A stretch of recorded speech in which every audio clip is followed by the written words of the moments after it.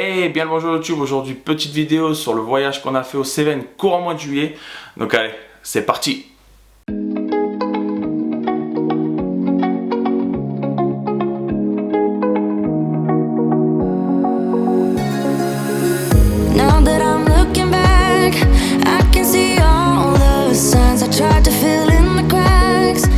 le pont du Gard était un aqueduc, donc aujourd'hui c'est un petit peu la partie monumentale qu'on voit de tout cet aqueduc qui mesure à peu près 52 km. Donc ça permettait d'apporter vraiment l'eau qui était au pied d'Uzès pour amener jusqu'à Nîmes, là où c'était son apogée, là où vraiment il y avait le plus de vie. On a rajouté des piliers qui a permis de pouvoir le transformer en pont routier aussi, donc ça a été quand même une voie assez passante pour pouvoir amener tout ce qui était nourriture ou autre. Et donc aujourd'hui il est passé, après plusieurs restaurations, au patrimoine mondial de l'UNESCO.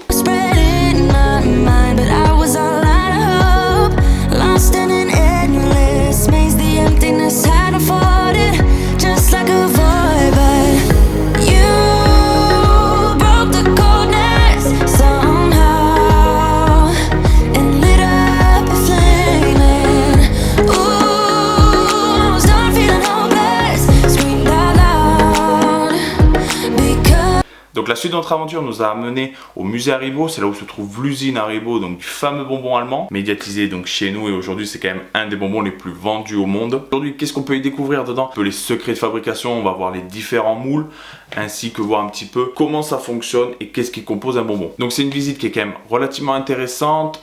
Malheureusement, on l'a trouvé un petit peu courte, on a trouvé ça un petit peu juste, mais quand même c'est quelque chose à voir au moins une fois dans sa vie. Et surtout on finit avec ce fameux magasin donc des bonbons Haribo, où on retrouve quand même un large panel de tout ce qu'ils peuvent faire et des prix quand même un petit peu plus intéressants que dans le magasin. Donc voilà, n'hésitez pas à aller y faire un tour.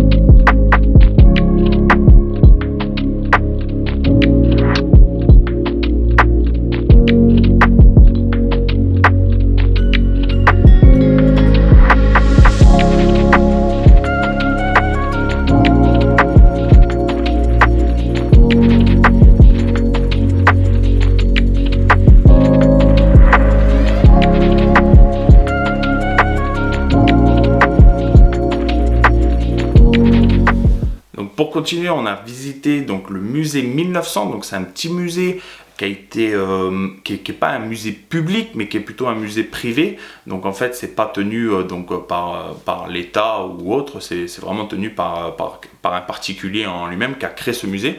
Donc on a eu la chance de le rencontrer et donc de pouvoir discuter avec lui. Donc c'est quelqu'un vraiment de passionné.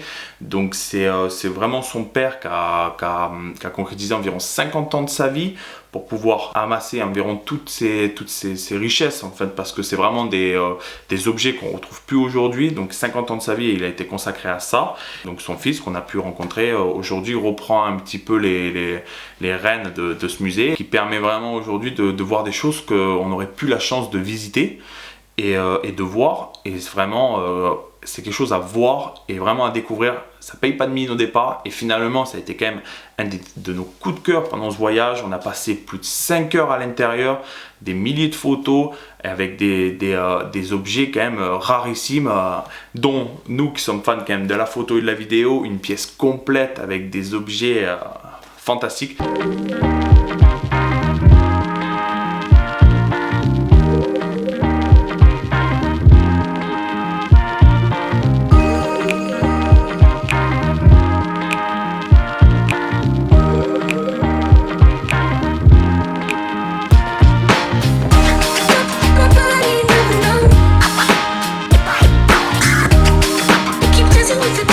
There's a lot of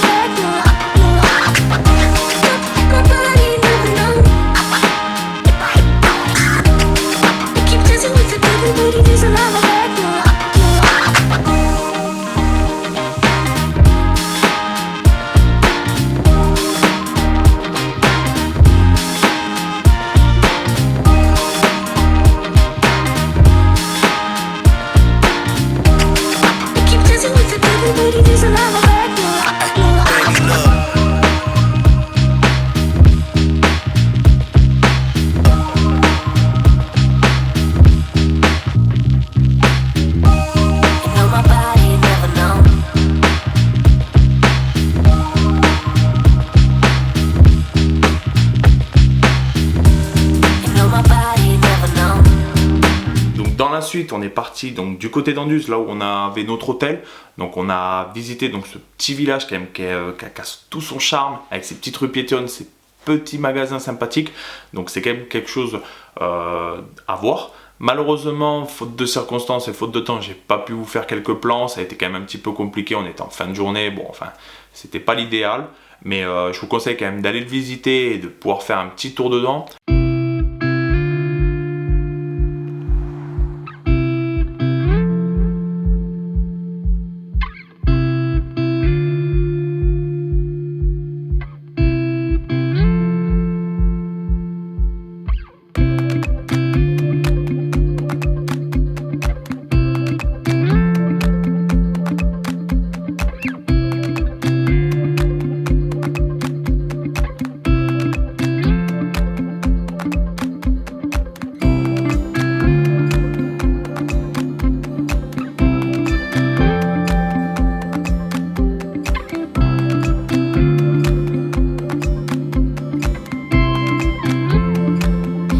Voilà, on se retrouve donc le lendemain, donc on se retrouve donc toujours à Anduze, donc c'est là où part en fait le petit train des Cévennes, donc ça a été un petit peu la suite de notre voyage.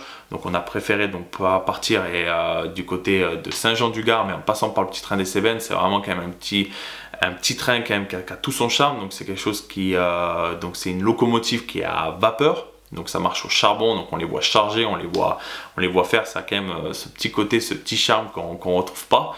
Et par contre, on vous conseille de vous y prendre quand même relativement en avance, parce que c'est quand même assez compliqué d'avoir une place. On s'est retrouvé quand même quelque chose de bondé de monde. Bon, c'était la réouverture, donc après le confinement, donc forcément il y avait quand même un petit peu de monde, quand même des mesures un petit peu compliquées à prendre, mais sinon c'était quand même un super voyage. Vous avez des super paysages, vous voyez sur toutes les gorges, vous passez par des ponts, des tunnels, enfin c'est quelque chose quand même de vraiment sympathique. Donc c'est quelque chose qui dure à peu près 40 minutes et vous vous retrouvez donc à Saint-Jean-du-Gard.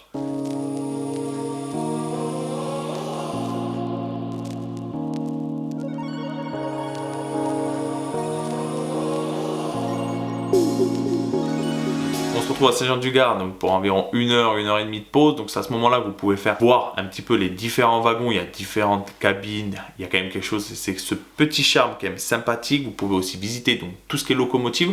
Donc ça permettra un petit peu de voir comment ça fonctionne et comment ça va, discuter donc avec les personnes qui s'en occupent et voir un petit peu, connaître un petit peu les secrets de cette locomotive.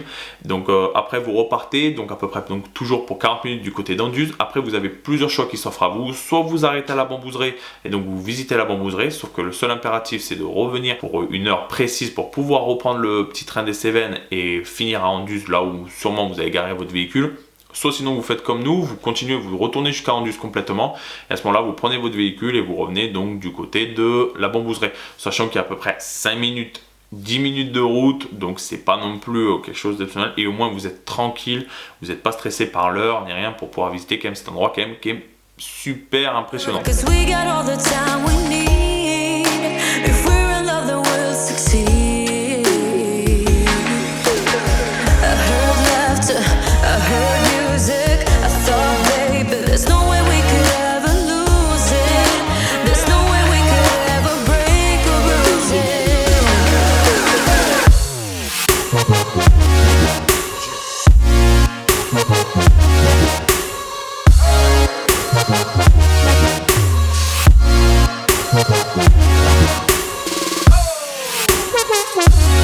Donc on se retrouve donc à la Bambouserie, donc on rentre donc dans cet endroit où déjà on se demande où on est, parce qu'on se retrouve avec des bambous géants de plus de 17 mètres de haut, donc quelque chose quand même d'impressionnant. Enfin, on n'a pas forcément l'habitude d'en voir.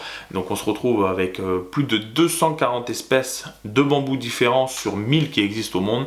Donc ils ont quand même un large panel de bambous qui s'offre à vous. Donc après vous avez différents paysages à voir, beaucoup dans l'esprit un petit peu chinois, japonais, donc c'est vraiment quelque chose de super sympathique à voir. Il y a plusieurs activités à faire, dont des labyrinthes de bambous. Vous avez aussi les bambous donc en hauteur, vous montez sur des filets à plus de 8 mètres de hauteur, donc ça permet d'avoir une vue différente sur les bambous. Il y a plusieurs petits sentiers à voir, des fontaines ou autres. Enfin, il y a vraiment quelque chose quand même vraiment sympa à visiter. Vous finirez donc par la petite boutique quand même. Bon, ça c'est un petit peu le classique dans les visites, hein, où vous aurez le choix par exemple d'acheter ou pas du bambou ou autre qui tourne autour.